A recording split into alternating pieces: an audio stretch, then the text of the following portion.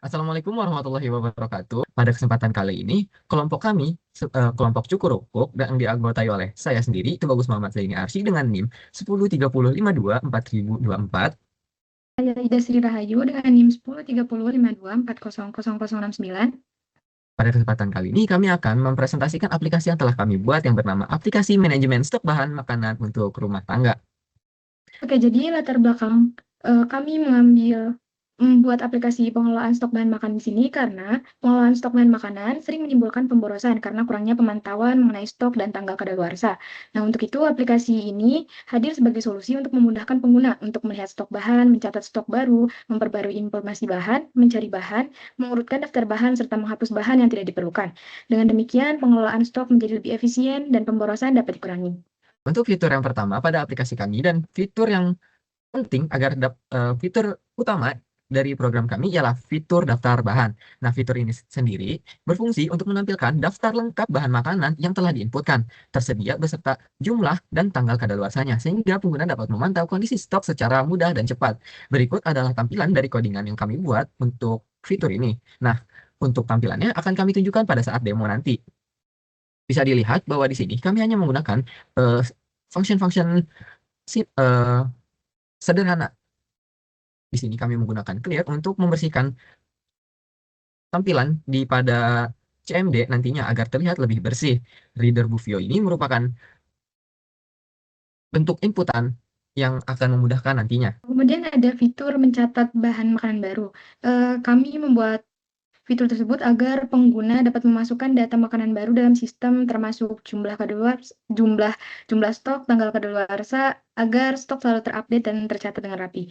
Di sini kami membuat codingan dengan function input di mana kami melakukan looping dan looping akan berhenti saat nama diisi dengan none. Baik, selanjutnya ada fitur memperbarui stok bahan makanan. Fitur ini berfungsi untuk mengubah data stok yang sudah ada, seperti menyesuaikan jumlah bahan atau mengupdate tanggal kadaluarsa agar informasi stok selalu akurat dan terkini. Di sini kami menggunakan function reader yang tadi sudah ada, itu agar kami bisa memasukkan nama bahan menjadi dua kata. Itu fungsi utama dari reader yang kami gunakan ini. Kemudian pada update ini, pengguna dapat mengupdate semua data yang ada seperti nama dari bahan makanan itu sendiri bisa diperbarui, bisa diganti dengan nama yang baru, jumlah bisa ditambah dan bisa dikurang, dan kadaluarsa itu bisa ditambahkan maupun dikurangi. Sisanya, fungsi-fungsi di situ akan terupdate secara otomatis. Kemudian untuk fitur selanjutnya yaitu fitur menghapus bahan makanan. Fitur tersebut memungkinkan pengguna untuk menghapus data bahan makanan yang sudah tidak dibutuhkan atau salah input. Dengan fitur ini pengguna dapat menjaga data stok tetap akurat dan terorganisir. Kami hanya menghapus data ke berapa yang diinputkan oleh pengguna. Kemudian fitur selanjutnya itu fitur mencari bahan makanan. Nah, fitur tersebut memungkinkan pengguna untuk mencari bahan makanan secara cepat dan efisien. Ada beberapa cara seperti menggunakan mencari berdasarkan nama, yang kedua yaitu berdasarkan status, yang ketiga mencari bahan dengan jumlah terbanyak, dan yang keempat yaitu mencari bahan dengan jumlah yang paling sedikit. Untuk yang pertama, di sini case pertama kami menggunakan sequential search, di mana nah kami menggunakan sequential search di mana saat keyword sama dengan yang ada di bahan maka akan memunculkan true. Sehingga di function main ini akan di looping dan di outputkan bahan apa saja yang ditemukan. Kemudian pada searching yang kedua yaitu berdasarkan status. Di sini kami menggunakan binary search. Kami membuat dua function binary search. Yang pertama itu binary search first status dan yang kedua itu binary search last status. Yang pertama itu kita mencari keyword dari atas dan yang last kita mencari keyword dari bawah sehingga saat di menu nanti kami akan melooping di mana yang pertamanya itu first dan berakhir di last. Kemudian fitur yang ketiga yaitu ada mencari bahan makanan dengan jumlah terbanyak. Di sini kami menggunakan nilai ekstrim. Nah, di sini kami menggunakan looping untuk mencari sehingga akan mereturnkan mana bahan yang memiliki stok paling banyak. Dan jika tidak ada, maka akan direturnkan -1. Kemudian yang keempat ada mencari bahan dengan stok paling sedikit. Kami juga di sini menggunakan nilai ekstrim, di mana saat menemukan akan mereturnkan bahan yang memiliki stok paling sedikit. Baik, yang selanjutnya ialah fitur untuk mengurutkan stok bahan makanan. Kenapa sih aplikasi kami ini membutuhkan fitur mengurutkan ini atau disebut sorting? Nah, karena apabila tidak disorting berdasarkan apa yang pengguna mau, maka akan sulit untuk melihat data-data secara lebih eh, akan lebih sulit untuk membaca data gitu. Maka dari itu, fitur sorting ini merupakan fitur yang sangat penting pada aplikasi kami agar memudahkan user untuk melihat data yang ada.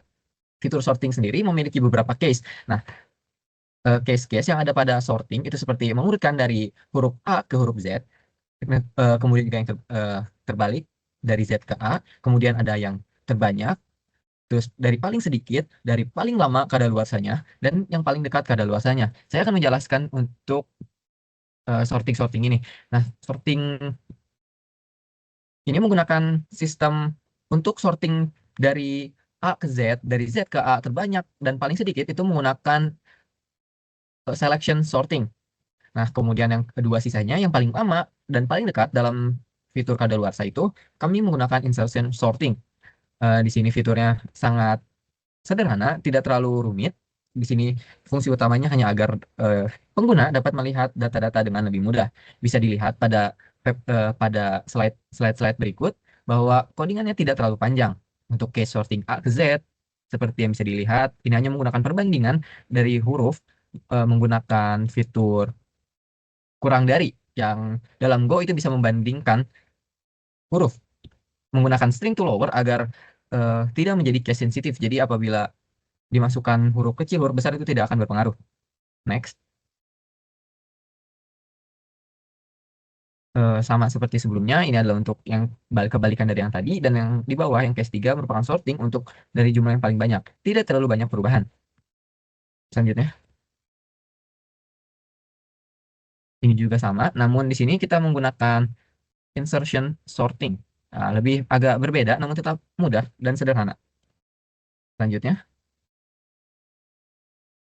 ini adalah fitur sorting yang terakhir, yaitu mengurutkan kadaluarsa yang dari yang paling dekat.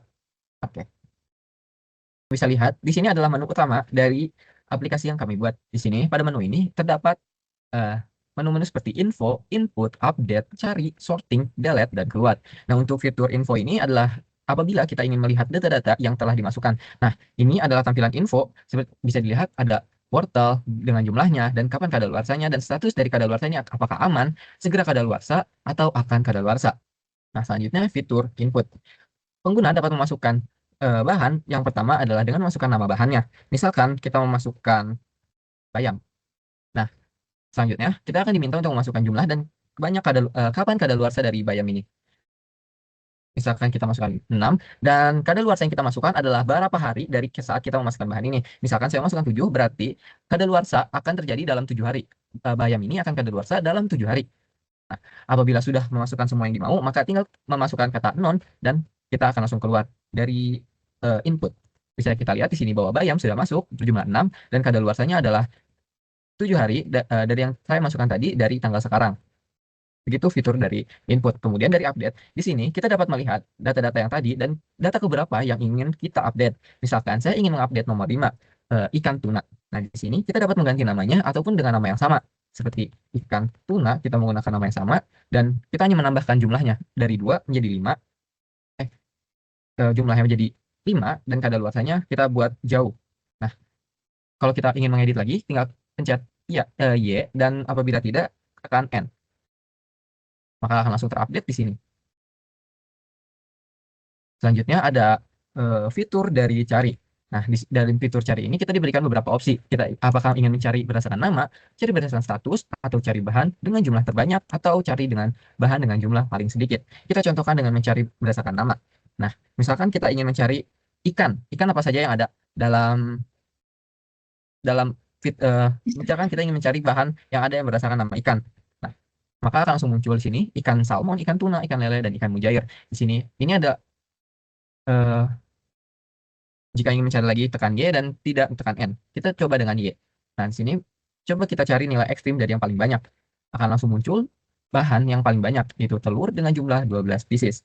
Mungkin segitu untuk fitur cari kali ini. Nah, sorting seperti yang sudah didemokan pertama kali, di sini kita coba dengan sorting dari huruf. Kita lihat, bisa ya.